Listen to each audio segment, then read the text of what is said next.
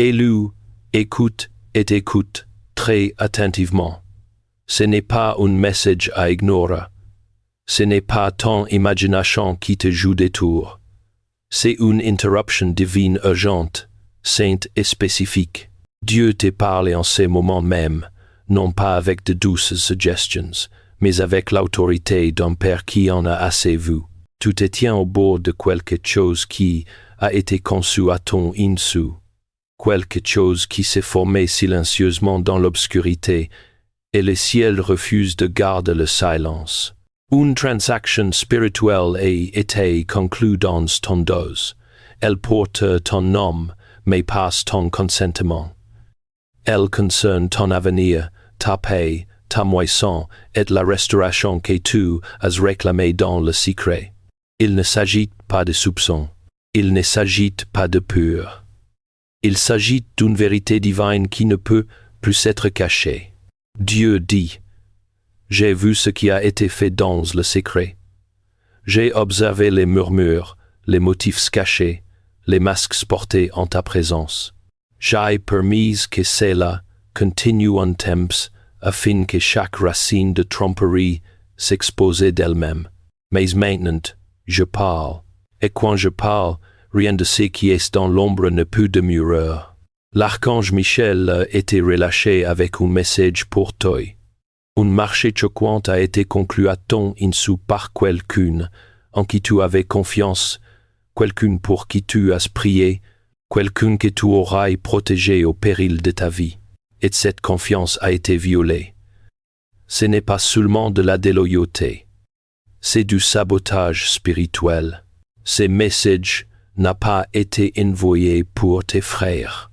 Il a été envoyé pour te préparer car Dieu est sur le point d'interrompre le mensonge par la force de la vérité. Le ciel a sonné l'alarme, non parce que tu es faible, non parce que tu es saoul, mais parce que Dieu t'aime trop pour te laisser marcher aveuglément dans un piège. C'est ta confirmation, ces malaises que tu ressentais, ces silences soudains dans l'esprit, cette oppression dans ta poitrine alors que tout semblait normal extérieur. Ce n'était pas les hasards, ce n'était pas le stress. C'était ton esprit réagissant à ce que tes yeux ne pouvaient pas encore voir. Et maintenant, Dieu t'ouvre les yeux. Ce n'est plus seulement un avertissement spirituel, c'est une confrontation divine. Dieu dit: la ligne a été franchie. J'ai gardé le silence, mais maintenant j'agis. Ce qui a été fait sans ta voix n'avancera pas avec ma permission. J'interviens, et je ne laisserai pas cela sans réponse. Dieu ne chuchote plus désormais. Il parle clairement maintenant, et ce qu'il dit pourrait ébranler, mais cela doit être entendu. Ces messages ne concernent pas quelqu'un de lointain. Ils ne concernent pas un étranger. Il s'agit de ta propre fille, celle que tu as élevée de tes mains nues, celle que tu as couverte de prières, celle que tu as portée quand personne d'autre ne voyait les poids sur tes épaules. Dieu dit: je suis très en colère contre elle. Ce n'est pas une offense mineure, ce n'est pas une rébellion ni de l'immaturité. C'est un acte d'alignement contre ce que je t'ai promis. Elle a oublié le son de la vérité. Elle a tourné son cœur vers la tromperie non par accident, non par confusion, mais par choix. Elle a permis à l'influence d'autrui de façonner son jugement, et ce faisant, elle a prononcé ton nom dans le déjeuner. Elle échangeait ta couverture spirituelle contre les applaudissements de ceux qui ne t'ont jamais estimé. Et maintenant, le ciel voit cela pour ce que c'est non pas une phase, non pas une malentendu, mais une rupture de loyauté au yeux de Dieu. Ceci n'est pas dit pour lui faire honte. L'amour de Dieu n'a pas disparu, mais il ne permettra pas que ces choix restent sans réponse pas lorsqu'ils ont le pouvoir d'altérer ta destinée. Tu dois comprendre ce qui est en jeu. Les personnes à qui elle s'est confiée n'ont aucune révérence pour ton appel. Les voix qu'elle écoute ne craignent pas Dieu. Ils voient ta douleur comme une faiblesse. Ils voient ta péchance comme une permission. Et ta fille, qui marchait autrefois dans ta bénédiction, s'est maintenant installé à une table où ton nom est disséqué dans les ténèbres. Je lui ai donné du temps. J'ai attendu qu'elle revienne à la sagesse. Mais maintenant ces paroles ouvrant des portées à des choses qui ne devraient jamais toucher ta maison. Je trace la ligne. Et je te permets de voir clairement non parce que je veux que tu la condamnes, mais parce que je veux que tu cesses de tolérer ce que je n'ai jamais sanctionné. La tromperie est plus profonde que tu ne l'aies pensé. Les enjeux sont plus élevés que tu ne l'imaginas. Et le moment de l'affronter est venu. N'interprète pas cette révélation comme une punition. Tu n'es pas ici pour condamner mais pour confronter. Ce n'est pas un jugement, c'est une intervention sainte. Ce qui se déroule en ce moment n'est pas la colère d'une divinité lointaine, mais l'action protectrice d'un père, qui refuse de laisser son enfant bien-aimé marcher aveuglément vers le sabotage. Dieu ne détourne pas son visage de toi, il tourne sa lumière vers la vérité. L'exposition que tu vises n'est pas de la cruauté. C'est un sauvetage. C'est le ciel interposant entre toi et une tromperie qui, si elle n'avait pas été contrôlée, aurait corrompu le sol même où ta moisson devait croître.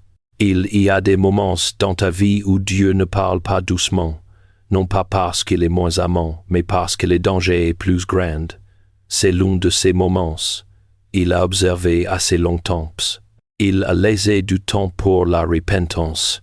Il a permis au silence de laisser place au réalignement. Mais le silence a été pris pour une permission. Et là où il devait y avoir de l'honneur, il y a eu de l'érosion. Les épines qui ont poussé dans ton dos n'ont pas été plantées du jour au lendemain. Elles ont été arrosées par des murmures, fertilisées par la flatterie et exposées au soleil d'une fausse loyauté. Ce qui ressemblait à la paix était en réalité du poison caché à la vue de tous. Dieu dit, « J'ai tout vu, j'ai entendu les accords, j'ai été témoin des conversations qui n'étaient pas destinées à tes oreilles. J'ai regardé les décisions se prendre en ton absence, conçues pour profiter à d'autres tout en t'écartant de ce que j'ai ordonné pour toi. Et je ne permettrai pas que cela continue. Pas sous mon autorité, pas sans mon nom. Il ne s'agit pas d'un accès de colère, il s'agit d'une intervention. Il fait ce que seul un juge saint et juste peut faire, mettre en lumière ce qui a été tramé dans l'obscurité. Ce n'est pas une question de vengeance, c'est une question de vision. Il s'agit de dégager ton chemin afin que rien de caché ne puisse plus saboter ce qui est sacré. Les actions de ta fille n'étaient pas simplement un moment de confusion. Elle est entrée en accord avec des voix qui n'ont jamais été envoyées par Dieu. Et bien qu'il l'aime encore, il l'aimera toujours. Il ne bénira pas ce qui est malhonnête.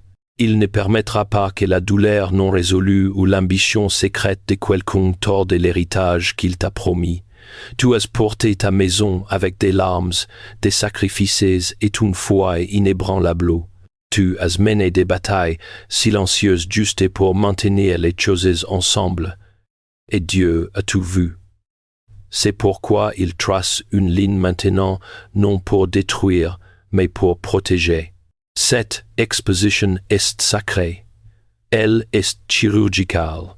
C'est le scalpel du ciel incisant l'infection du mensonge afin que la guérison puisse commencer, non pas une guérison de surface, mais une purification à la racine. Dieu ne l'exposait pas pour l'humilier. Il exposait l'accord qu'elle a conclu afin qu'il ne puisse aller plus loin. S'il ne vous aimait pas tous les deux, il sera resté silencieux. Mais parce qu'il vous aime, il intervient maintenant avec une clarté qui ne peut être ignorée. Comprenez ceci profondément. Dieu ne permet pas aux mensonges de gouverner les destinées. Il ne permettra pas aux motifs cachés de réécrire une histoire qu'il a écrite dans la vérité. Ces moments est douloureux, certes, mais il est nécessaire, car ce qui est en train d'être démoli n'est pas votre relation, c'est l'illusion qui a essayé de la remplacer. Ce n'est pas un mot, c'est une délivrance, et à travers ce feu, quelque chose de pur émergera. Tu ne l'imaginais pas. Ces malaises dans ta poitrine, cette étrange immobilité dans ta chambre, cette lourdeur qui sembla arriver sans raison, tout cela était réel. Ton esprit était en alerte, même lorsque ton intelligence ne pouvait donner un sens à ce qui n'allait pas. Tu t'es réveillé avec une oppression dans le cœur, et aucun mot pour l'expliquer.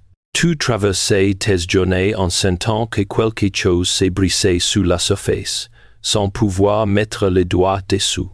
Maintenant, Dieu t'a dit pourquoi. Parce que quelque chose changeait. Quelque chose de caché s'est formé derrière toi, et ton esprit sensible et profondément connecté à la voix de Dieu a été le premier à le remarquer. Dieu veut que tu saches que tu n'étais pas paranoïaque, tu ne réagissais pas de manière excessive. Ce que tu ressentais dans le silence était une perturbation sainte. C'était ton âme, réagissant au choc entre ce qui se passait dans le naturel et ce qui se déroulait dans l'esprit. C'était le système d'avertissement du Père s'agitant dans tes os, avant que la vérité ne puisse atteindre tes oreilles. Il te donnait des aperçus. Il te chuchotait dans la nuit. Il te interpellait dans tes prières. Mais parce qu'il n'y avait aucune preuve, tu as porté l'attention seul.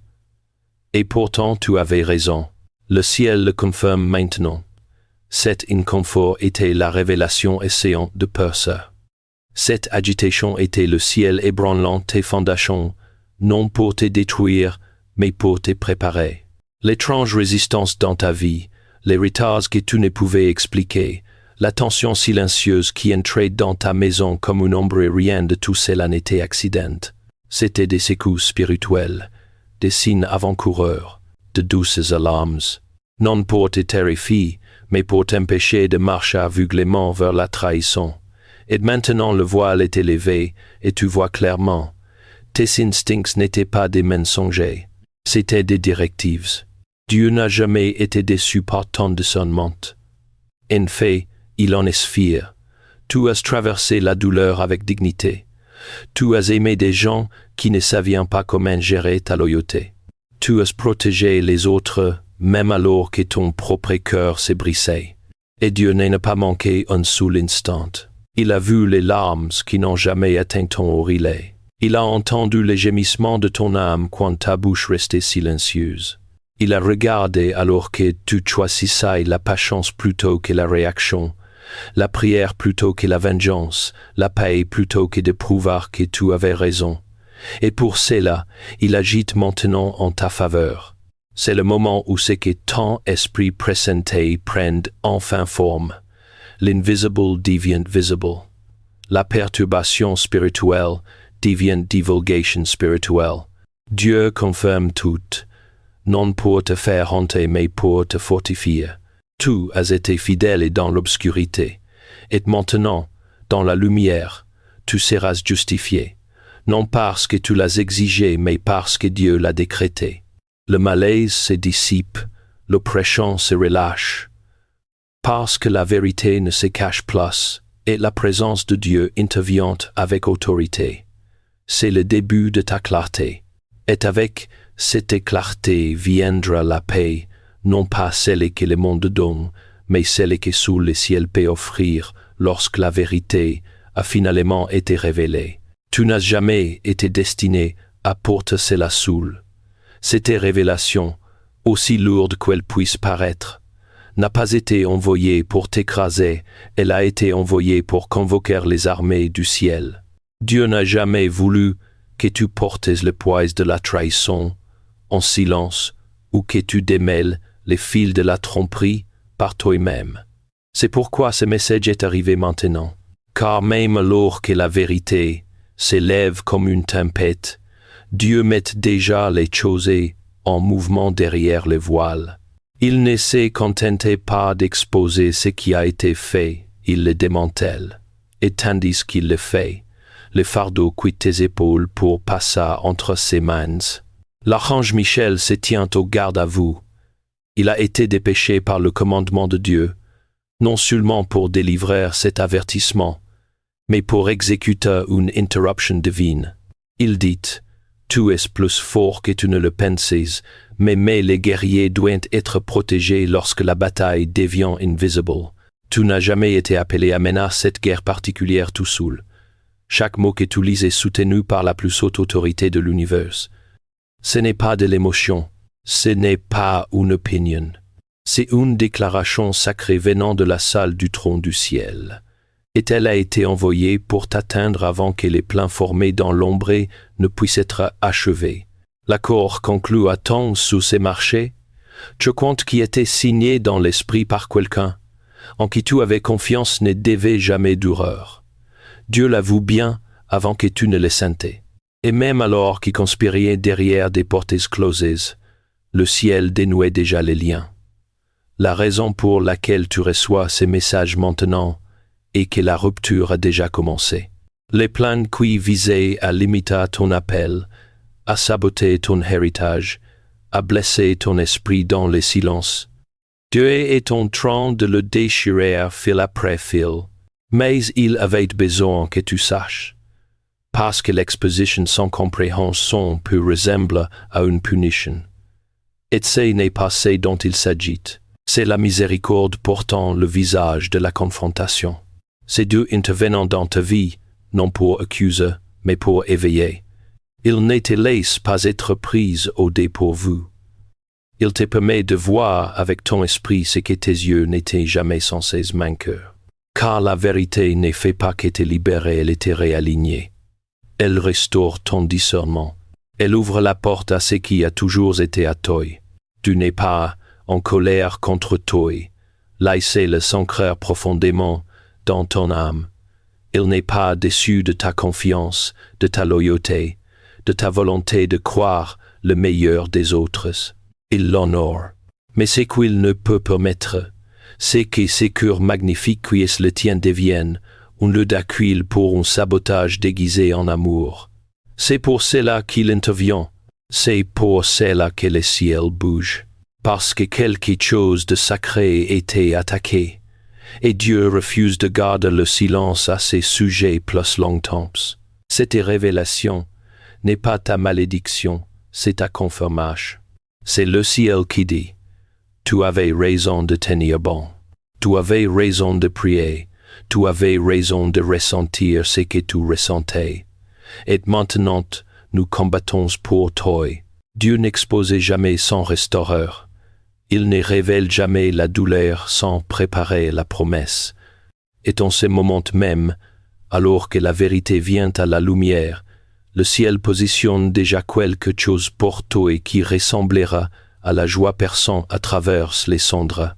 Le même espace où la trahison s'est glissée, la même table où le déjeuneur s'est assis, le même environnement où ton nom était mal utilisé et ton cœur mal compris, et sur le point d'être renversé pour devenir une scène de restauration divine. Tu ne fais pas que sortir de la tromperie. Tu marches vers une bénédiction faite sur mesure pour répondre à ta souffrance privée. Dieu dit, tu recevras une bonne surprise de ma part bientôt, et elle viendra de telle manière que tu sauras qu'elle ne pouvait venir que de ma main. Cette surprise n'est pas petite, elle n'est pas subtile. Ce n'est pas juste un gage de réconfort, c'est une compensation sacrée, c'est une réponse divine. C'est le genre de percée qui fait que chaque larme en valait la peine.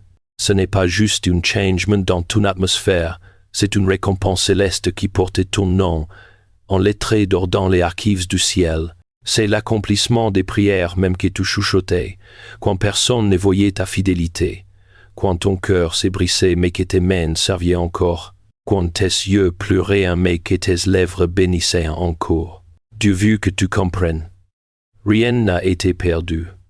Passe tes larmes, passe ton silence, passe ta retenue.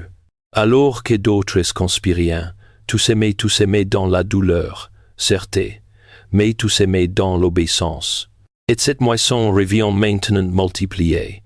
Le marché choquant qui était fait dans ton dos n'a pas retardé ta bénédiction, il l'a accéléré. Parce que Dieu l'a permis juste et assez longtemps pour te qualifier pour plus grande. La trahison ne t'a pas brisé et la construite quelque chose d'inébranlable en toi, et pour cette raison, la récompense sera visible, le renversement sera public, la bénédiction aura du poids, là même où ton nom a été déshonoré, Dieu t'élèvera. Dans la même atmosphère où tout a été laissé de côté, il appellera ton nom vers l'avant. Et ceux qui pensaient avoir réussi à faire taire ta joie n'auront aucun pouvoir sur ta paix. Leur influence s'arrête ici, leurs machinations échouent, parce qu'une fois que le ciel déclare un renversement, aucune main terrestre ne peut le défaire. Cette surprise ne vient pas parce que tu as riposté, elle vient parce que tu as fait confiance à Dieu au lieu de te venger. Et maintenant, il fait ce que lui seul peut faire, transforme la douleur en promesse.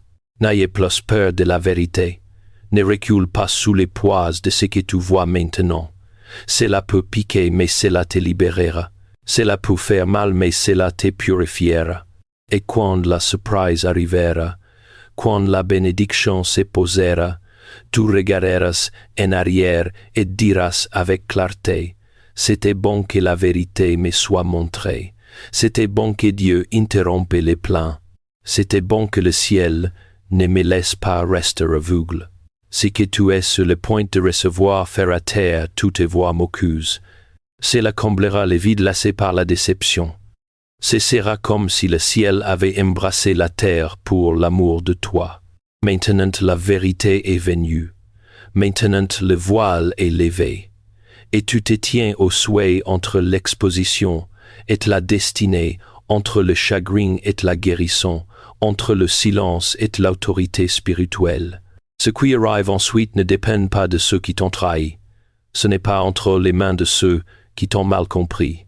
Ce n'est même pas lié au choix de ta fille. Ce qui arrive ensuite commence avec toi. Tu dois choisir la vérité pleinement. Tu dois la choisir plutôt que les conforts, la routine, les apparences ou la peur. Parce que Dieu ne bénira pas ce qui reste caché dans l'obscurité. Et tu ne peux pas porter vers l'avant ce qui a été corrompu dans ton dos. Dieu dit, j'aime ta fille.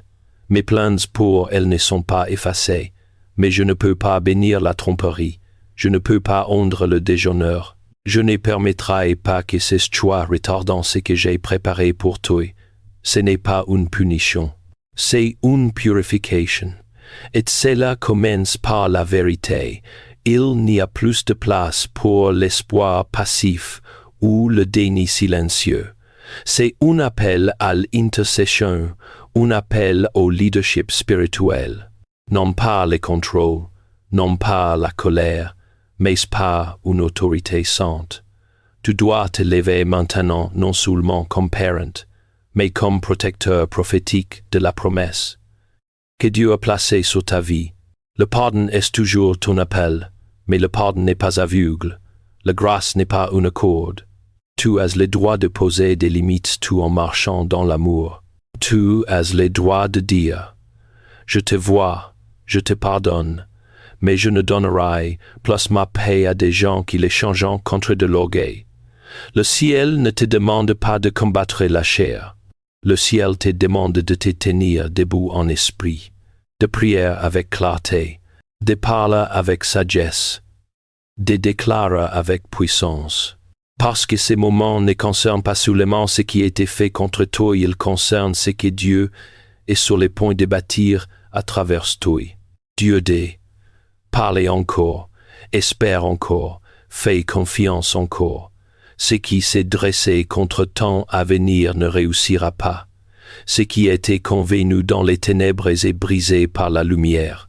Et ce que j'ai prononcé sur ta vie, aucune trahison, aucune corde incoulissée, aucun faux pas d'un autre ne peut arrêter ce que le ciel a ordonné. Ton nom est en train d'être restauré. Ta réputation est purifiée. Ton héritage est préservé. Et ton esprit est préparé pour la visitation qui arrive. L'ennemi a essayé de t'effacer. Mais moi, l'Éternel ton Dieu, je réécris ton nom en lettres d'or. Je relève ton nom dans des pièces où tu n'es pas encore entré. J'appelle des anges pour monter la garde autour de toi. J'ouvre une porte dont tu ignorais même l'existence. Et quand je dis avance, tu avanceras avec la justice dans ton douce, la clarté dans tes mains et la joie dans tes pas. Les jours de confusion touchent à leur fin. Le brouillard se dissipe, et ce qui était destiné à te détruire et déclarer maintenant ton arrivée. Alors lève-toi. Lève-toi non pas dans l'amertume, mais dans l'audace. Lève-toi non pas dans la colère, mais dans l'alignement. Ne t'afflige pas trop longtemps, car je n'ai pas fini. Ne t'ensevelis pas dans le chagrin, car j'enfante quelque chose de saint à travers ce feu. C'est ton appel au réveil, c'est ta restauration.